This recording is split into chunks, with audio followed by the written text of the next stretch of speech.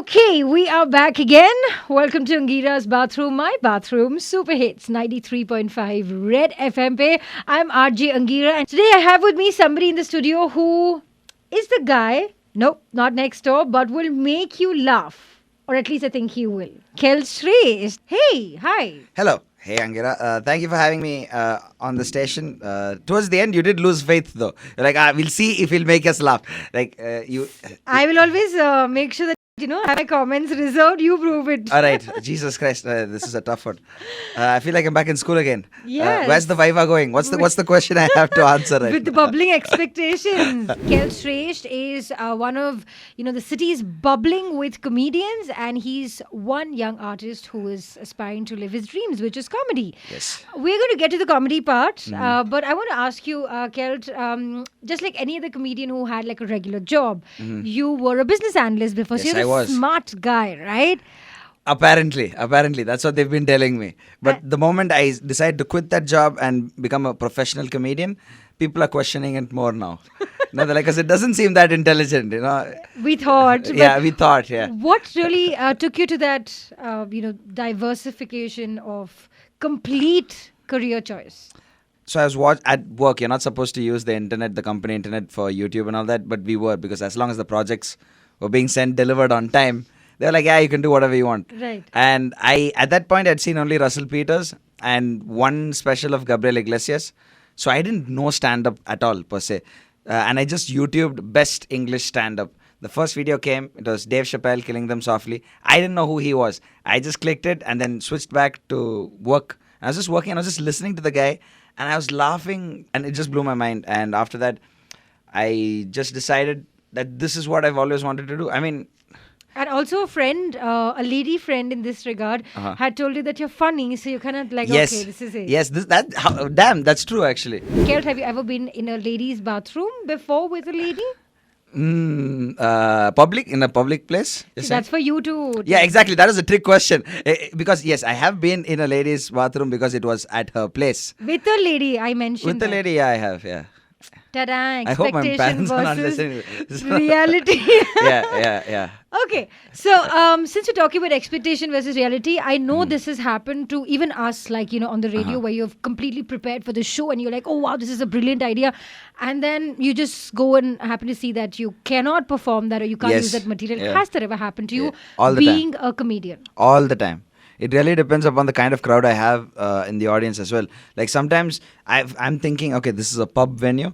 It's a pub show. I'm going to have the time of my life. I'm going to do the most adult material, kill everybody, and then walk out like I'm a pimp or something, right? And then I see that it's like one girl's 18th birthday. So it's her first time in a bar. So her parents are there. Their extended family is there. God. And I'm like, I can't do these jokes now. Yeah. That happens all the time. And you just have to adapt. Which I actually think the best way to adapt is to go in with the least expectations. Tell me about how the hurdles, upcoming comedians have always had, or comedians in the last 5-7 years have had a lot of hurdles to deal with. And now it's something that you can talk about. But 5 years back, it was just like, do I really want to leave my job and go on to being a comedian? Yeah. I hadn't seen a live comedy show ever in my life, but I'd already put down my papers. I had also finished my notice period. I took an entire 2-3 weeks off just at home where I was just spending all day writing. Because I was like, I've decided this is what I'm going to do. And then I came to my first ever open mic. I actually quit my job because there was this girl I had a huge crush on that I was working with. At that time, I didn't even know stand-up was existing in India, right? So I had just found Chappelle and I was just telling my friends these jokes and I would do my own jokes. I would just make them laugh. So the friend, the elder sister, like the sister I never had, she said, dude, you're really funny. You should be a comedian, right? And I said, yeah, but stand-up doesn't exist in India, right? And that really pissed off the girl I had a huge crush on because she said, what do you mean stand-up doesn't exist in India? Haven't you seen Kannan Gill, right? And this is when Kannan was just starting to put out pretentious movie reviews. Correct. Right? Biswa and Yeah. Kannan. Biswa was not famous at all at that point. Correct. But the pretentious movie is hilarious. Yeah, it was great. It was insane, okay? That I just decided, okay, I'm quitting this stupid job. I'm going to become a comedian. And I did. She got married 3 years ago, by the way. To some other dude, yeah. I know. So Yeah, sad. I know. Okay. Well, Guys, I'm crying. we can see that. Okay. Now, Kelt, I have the Fff segment. I don't know what you're thinking. It's the fastest finger first. You don't have to do Oh, anything with your goddamn. fingers. Okay, yeah. That I did not get that at No, all. Right. nor do you get a hamper. You Okay. just have Damn to it. respond. That's it. Okay. I find. All right. When you talk about comedians, the one question that I always ask a comedian and everybody who's been in my bathroom is say something funny. Do you get that a lot? Yes, I do get that a lot, but I don't know how to react to it because I'm just like, am I getting paid right now or like, Hour by hour. no, even per sentence. Like I've never calculated. Okay, what's the price of an actual joke? What do you want me to say? And True. but if it's a girl and she's pretty enough and she says it, then I will try. And then yeah, it's never worked. If I were you, I would have edited that part. But okay, how do you come up with material? I just try to think. Okay, if this is the person, this is the kind of audience. What would make them What laugh? would work? Yeah, Okay. I just think about that. What is it like to make people laugh for a living, Kelt? It's the most addictive feeling I've ever experienced, and it's not like I do drugs, so I don't know like how addictive drugs are. But yeah, when you hear people laugh, even if you're not getting paid for the show, best feeling in the world. In the world. Yeah. Oh my God, it's addictive. yeah. Okay. Who makes Kelt Sreshth laugh? Are we talking about like professional comedians or like in Up to general? you. Whoever you think is just like, whoa, what is this, right? Women who actually agree to go out with me. They make me laugh. In the sense, I'm like, I judge them. I'm like, are you serious? Is So this good sad. for you? One day you're working hard. Poor girl says, yeah, you know. What is this? It's called low self-esteem. It's, yeah. Okay. What is the most memorable moment in your career so far? I'm sure you'll have tons of it, but as of today. Okay. The best, actually, I do have one. It's more about a regular observation about what women find attractive in men and what men find attractive in women. You know, because I've asked my friends, what do you like in men? You know, they only tell me adjectives.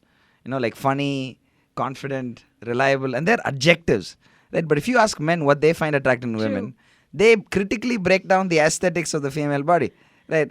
As I was continuing with the joke, live, this was at that time that comedy club in Bangalore, and I remember this middle-aged couple, right? And they were laughing so hard.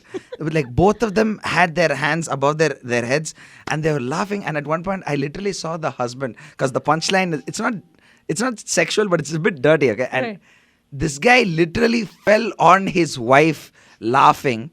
And she literally just heaved him. She pushed him off and then continued clapping. And I was like, oh my God, this is the best applause break I've ever gotten. Because it was a family. It was a middle-aged like couple. Yeah, so that's the best. And it's very memory I have. relatable. So I know exactly what you're saying. Yeah. Okay. Is there anything you want or don't joke about, Kelt?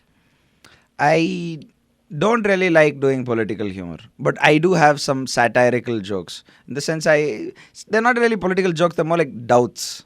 Before we wrap up, Kelt, Yeah. it's been hard for artists, it's been hard for comedians because you've had a lot of live gigs which were cancelled. Give us a glimpse of what really went down with Zoom calls. In the pandemic, the Zoom shows are the worst. I just did a couple of them and I hated them.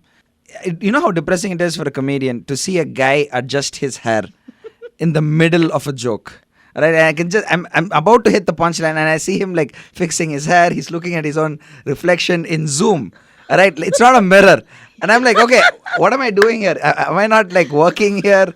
You know? Do you not get it? Should I repeat it? Or what? Yeah, and the thing is, most of the shows, Zoom shows were free too, you know, because we just wanted to try new jokes. Correct. And these guys wouldn't come, right? So I was just like, okay, these guys are lying, you know, they're not really here for... But that's also what bothered me about the audiences, you know, it was people who had never been to a live comedy show. Right. And it annoyed me because I've been doing comedy for 8 years.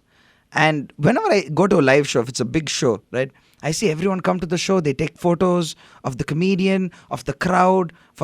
And I really thought, oh my God, we have fans. We have real fans of stand-up comedy in this country. This is it. This is what I've been fighting for. Right. You know, this is what I'm trying to explain to my parents. But then the pandemic happened and none of them came for the Zoom shows. Right. And that's when I realized these guys weren't taking photos because they're fans of comedy. They were taking photos for their Instagram profiles. To make themselves To make themselves look good and make their friends jealous that, oh, look, I understand comedy. I'm a fan of stand-up. What do you know, you Philistine? You know, I think that's what they were going for. So yeah, the pandemic really, it broke my heart. And again, thank you so much, Kel, thank for you so much, dropping by. Angira. I had an Yeah. awesome time. I had a great time too. Yeah, it was really fun. Likewise. Yeah. And yes, you got a fan here, a fangirl moment. We will see you soon at more live shows and For hoping sure. that you get all the success in the world. Chase your dreams that you set out to do. Thank you. All Thanks so right. much. On that Right. note, I am RJ Angira. That's how you search for me on Instagram. Kelt Sreshth, of course. It's KELT. KELT Yeah, on Kelt Instagram. Sreshth. All right. On Super Hits 93.5 Red FM. We'll see you soon. Until then, 3, 2, 1. Bajate raho. Red FM 93.5